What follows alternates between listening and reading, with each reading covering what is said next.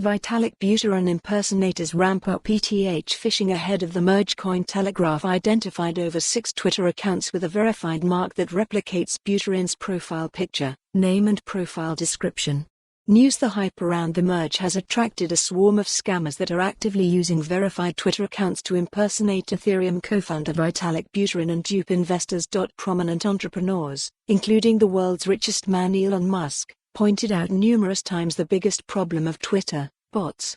However, scammers have evidently amped up efforts to go unnoticed of their ill intentions by using verified profiles. Cointelegraph identified over 6 verified Twitter accounts that currently replicate Buterin's profile picture, name and profile description.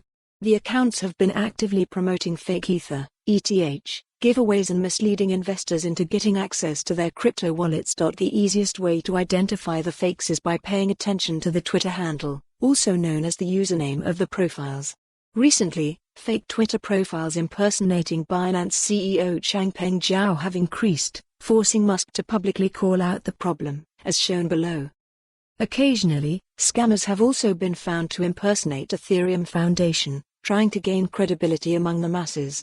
Especially during bull runs and significant events like network upgrades, bad actors find it easy to dupe investors that are typically unaware of scams amid hypes. This article comes as a warning to crypto investors to help them avoid falling for targeted scams and attacks that threaten to drain funds. Related, Ethereum ready for the merger's last shadow fork. Follow the URL for the full article. For more on this story, visit the news article link.